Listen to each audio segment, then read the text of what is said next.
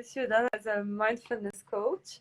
And you're specialized in stress and anxiety. This is what I know from your profile. But if you want to say more about your background and today's session. So today the live is going to be about, we're going to talk about mindfulness, what it is, and also how music can be part of it. Sure. So you can take it from there. Sure, Alexandra. Well, my name is Dana, and actually, I was in corporate for some time. So my background is in business, but I switched more into following my passion when it comes to yoga and meditation, and I've done this for a good amount of time, and that kind of took me into coaching and mindfulness, and it was the perfect kind of journey into that, back into what I like to do, is connecting both the business and the passion that I have. So I'm a corporate mindfulness coach, and I am specialized in stress and anxiety, for sure, like you said. I also teach yoga and meditation, so I'm also that, okay, in short. So yeah. Amazing. So if we can start by, for those who don't know, tell us a bit about mindfulness. What is it? What is it? So just a small introduction. Absolutely. So in very simple terms, mindfulness is being fully present. So you're in the moment fully. So you're aware of what's happening around you, and you're aware of what's happening within you. So you're aware of your emotions, your thoughts, your body. So there's a connection that's inwards, but there's also connection that's outwards. So it's an intentional presence. So you're really present on purpose, because most of us are just running around on this mechanical mode of living, what we call autopilot. So mindfulness is a decision to be fully present in the moment that you're in, and very simply. So when you are in that state, then you have a higher level of awareness about what's going on, whether around you or within you. Okay. And how would you say, what are the benefits of being in the state of practicing this? Yeah. So mindfulness has many benefits. Some of which is reducing anxiety and reducing stress, relaxation of the body, the mind, the emotions, balancing the emotions in the body, being more grounded and centered. But it also helps you increase your focus and attention, and which is really ties to music and a lot of activities that we do. So it improves our efficiency, where because of the benefit of being present, you become more efficient, you become more focused, and you have a clarity. So you're not in the future, you're not in the past, because you're in the moment. Your thoughts are more clear, they become more organized, and when that happens, it creates space inside of your head and mind, and that space allows for creativity to flow. So it also improves your creativity. So efficiency, productivity, creativity flows, your thoughts get organized, you're not caught up in past events or future worry, and your body's more relaxed. You're in a relaxed state, you're not stressed, you don't have anxiety. So that's basically, in a nutshell, what mindfulness, the benefits of mindfulness are. Okay. And if you want, before talking about maybe how learning music is a way to achieve mindfulness, would you like maybe to share some small things that anyone can do now as you're talking? I think maybe someone listening would be, okay, how can I get that? Absolutely. Daily lives or variable work.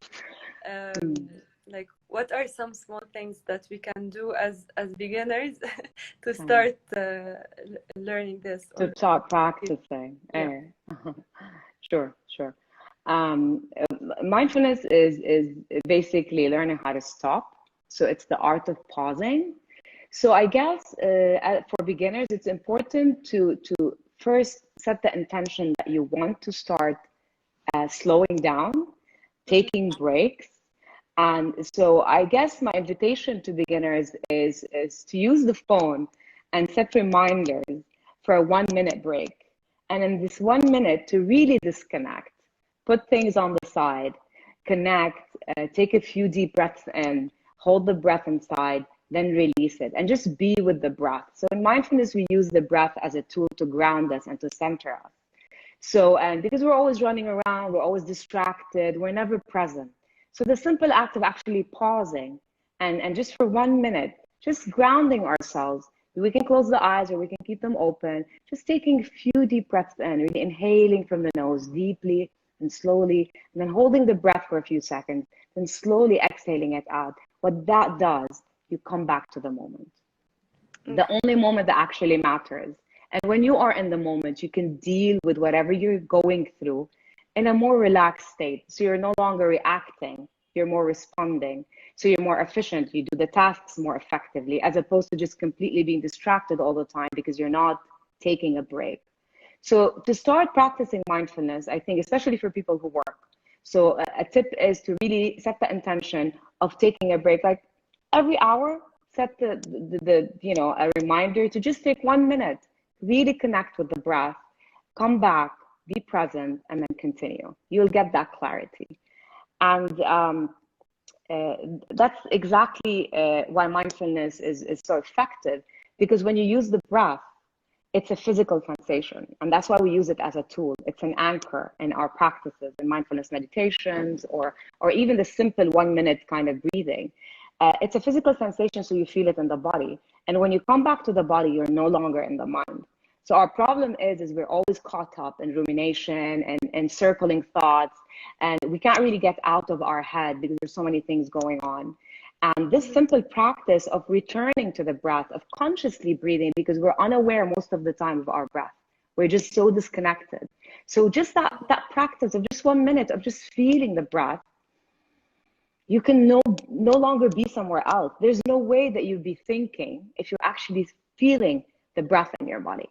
So this would be really a nice tip to, and an easy tip to practice. Is really like every hour or so, just set 1 minute, and I think everybody can and have that time to do this for their health and for their body. And once you start doing that, it becomes a habit to consciously connect with the breath, and you can use it to become more focused and have more attention and to raise your self-awareness. It becomes such a habit to consciously breathe once you start practicing it. That's so nice. And yeah, so I'm intrigued. When you practice, let's say, mindfulness for a long time and you focus on the breathing, is listening to music part of it, or is it done in silence? So how do you engage the other senses or not? Yeah, this is a very nice question, Alexandra. We use a lot. There's different types of mindfulness practices, and music is a beautiful way to tune in and to keep you connected and in the moment, because you connect to the frequency, and the frequency itself is calming. So some of the practices we do include music. Some of them are silent.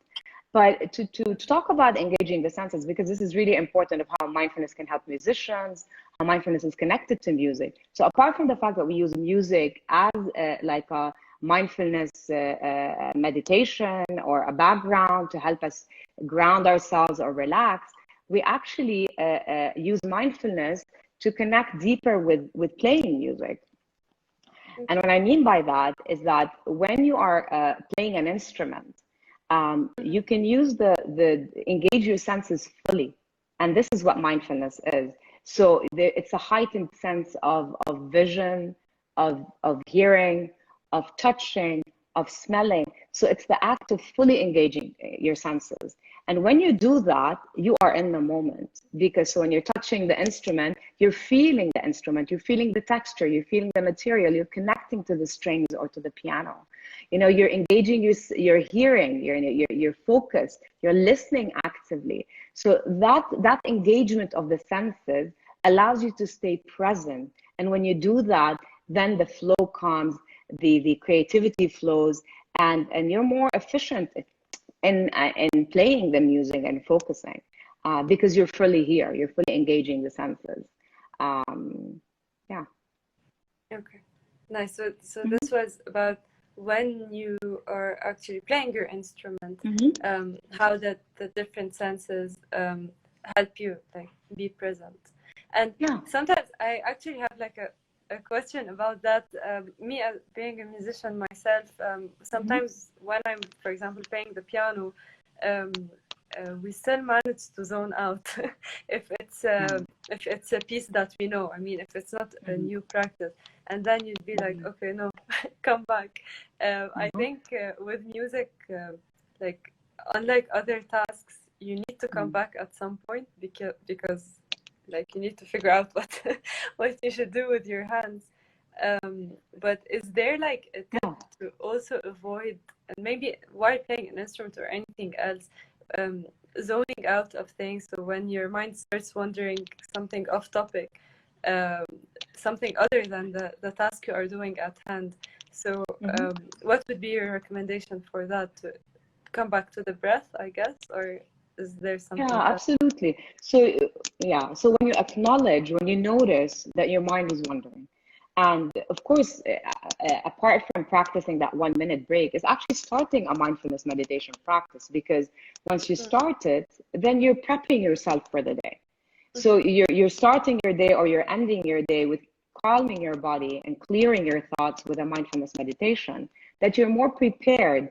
And with time and more practice, you become less distracted, and you're able to kind of allow the thoughts to just come and go and recenter yourself by connecting to the breath. But absolutely, it is the breath, because you catch yourself, so you stop. We call it stop. It's a practice. S is for stopping. T is for taking a few breaths in. O is for observing what is going on. Wait a minute. So I'm not here anymore. I'm not connected to the task at hand, whether it's an instrument or anything that we do. That's why mindfulness is very popular now, and that's why it's taught at corporate, because it's about being present with anything you do.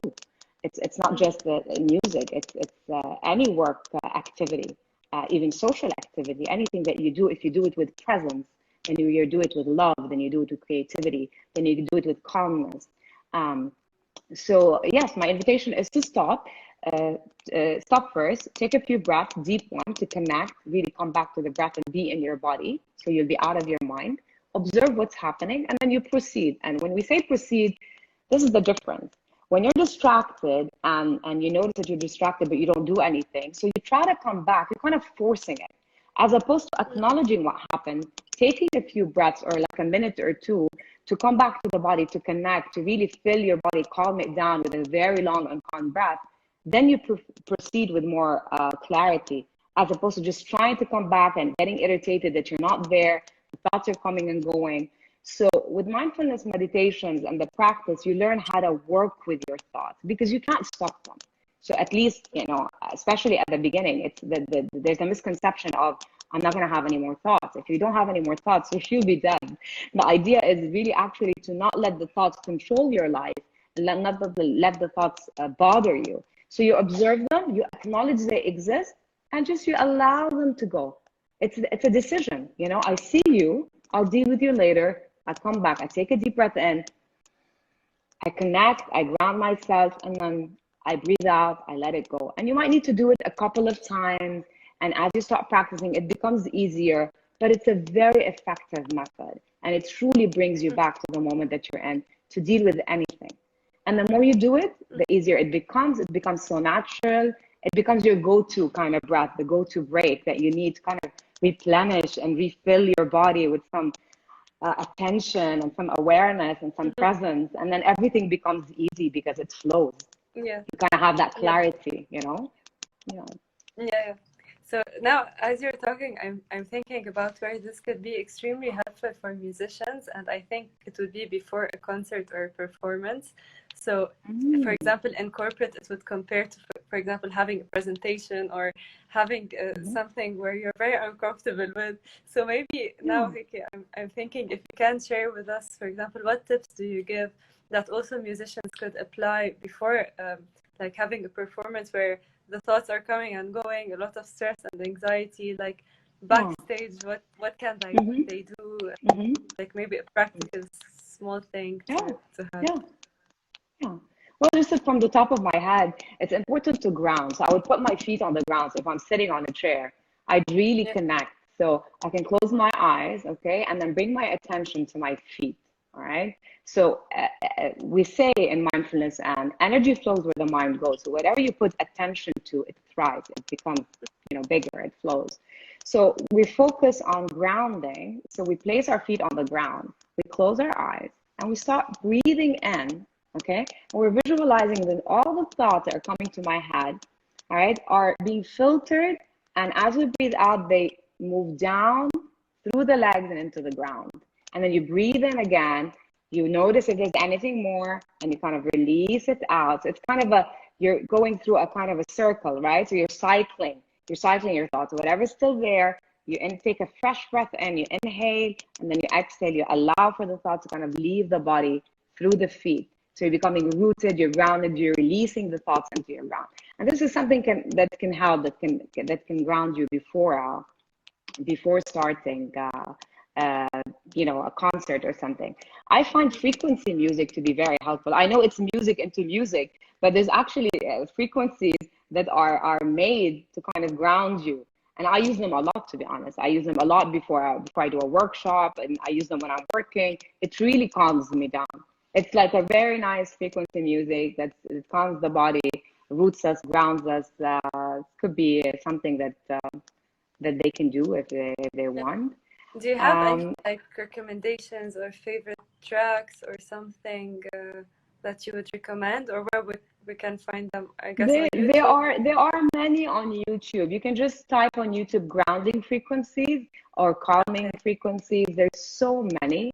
And if someone's going through anxiety and a lot of stress, and they want a quick fix, you can always do a breathing technique that we also teach. It's called the 4-7-8 method. And it specifically targets relaxing the body, shifting you into a parasympathetic nervous system. So that gets you into a state of relaxation as well. So you inhale for the count of 4 through your nose. You hold the breath for a count of 7. And then you exhale out through the mouth for the count of 8, making this 8 for that, making the sound. So there's also a quick fix for musicians before they start. It will calm the body. It will shift you into the parasympathetic nervous system, which is a rest and digest, and kind of helps them to get centered and grounded. But really, if I'm going to say anything, it's the practice of coming back to the breath. It's really the conscious breathing.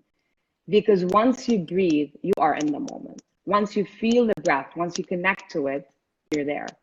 And that by itself as a practice helps you disconnect from any worry, from any anxiety, from any thought that's in your head, brings you to the present moment. Then you come on stage, or continue with any task with more calmness within you. Okay, nice. This is very helpful. I mean, just talking about it, I feel calm right now. Alexandra. Oh, that's great. I'm happy. I'm happy you say that.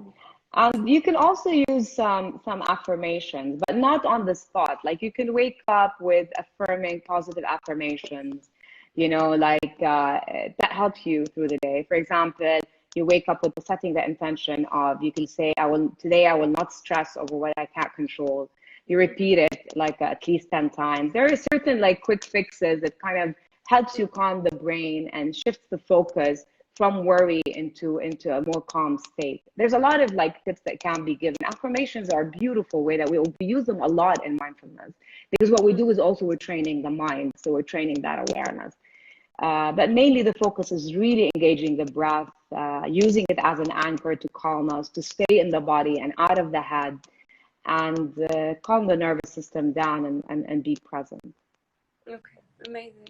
And I would say, to conclude with something, if someone feels like they are an anxious person, they need something's off, they need to do something about it, and maybe they like music, but they don't know how to fit all the blocks together.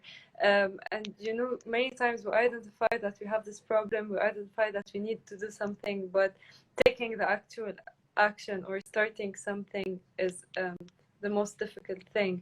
So what would be your advice to these people that feel that they need this, but either don't know where to start or don't know what exactly to do? So what would you say? What would be your advice? My advice is to really start. There's no other way. You need to take that first step and experiment. That there are different things that work for different people. We actually, you just reminded me that music in itself can be is a mindfulness practice if you are fully there. I mean, you're teaching kids how to be focused on, you're teaching not just kids, adults, to be doing one task. So mindfulness encourages us to move from multitasking into single tasking. And what beautiful, what beautiful way to do it other than music. I mean, you're connected to an instrument. You are fully there. You're not distracted by visuals, by sounds, other sounds. I mean, you're focused on an instrument. You're connecting with it, and this can be a beautiful meditative state. Actually, anything you do with presence is meditative. It's pure love because you're fully there. And I know you know that when you connect with the music, Alexandra, as a musician. I mean, I'm sure you feel that joy. You know, there's definitely the part of the stress that we all go through, whatever our job is. So we need to use mindfulness practices to take a break, to breathe in. But the actual presence with music is beautiful. I mean, there's so much connection that can happen. And it's a beautiful way to teach people how to practice mindfulness. Is to engage with the music, to be fully there, to use our our ears, to engage and actively listen. So these are all practices of mindfulness because you're focusing at the task at hand. You're fully present with what you're doing, so you're not distracted with anything else. And if you do it that way, if you do it with full presence, it's meditative. It's beautiful. It's complete joy that you find with connecting to music. That's so beautifully said. In the right way. I hope I answered your question. Yeah, just as you said, I mean, with it allows you to express all sorts of emotions. So as musicians, sometimes when you feel happy, your music sounds happy. Sometimes you feel sad, and you also express that. I think it's a way to like take everything in and also let out all the feelings that you have. And it's beautifully said because it is what mindfulness is. It's not about just being peaceful and happy. It's about honoring our emotions. And it's about learning how to accept and release. And that's what music does. So if we're feeling sad and sad music comes out, it's beautiful. You're releasing it through music. Just as writing is the same thing. So that's why we encourage journaling. It's anything that you need to connect to that helps you release whatever's going on inside of you. So music can be the gateway to release emotions, because the idea is not to suppress our thoughts or to suppress our emotions. That's complete opposite of mindfulness. It's the awareness. It's fully there, and I acknowledge I am sad. I acknowledge I am happy, but I don't allow these emotions to kind of overtake me. I come back to the body and I release them in a mindful way. I accept them. So there's a lot of pillars in mindfulness that we use, and one of them is acceptance. So I need to see my emotion. I need to feel it, and then gently I kind of release it out. So it's a purposeful release, and intentional. I don't want to stay in that state because I know it's not healthy, but I felt you, I acknowledge you, I see you, but now I'm ready. I'm very ready to let you go. So you release that through the practice. Yeah. Amazing. Dana, it has been an honor and a pleasure. I hope you enjoyed the talk, and I'm sure everyone who listened felt inspired somehow. So thank you for sharing this time with us. And if anyone has any questions, of course, feel free to reach out later on to us, and please follow Dana if you don't already, for calmness and better well-being. And so anything else you want to say or share? No, just want to say thank you. I love what you're doing. It's amazing that you're turning your passion into something so accessible to others. And it's beautiful. It's beautiful that we can do that, especially now with everything that's going on. So I really appreciate what you're doing, and I'm it was a pleasure, and thank you for inviting me. And yeah. Thank you so much. Have a nice evening, and have a nice evening, everyone. Pleasure. You too. Bye. You too. Take care. Bye.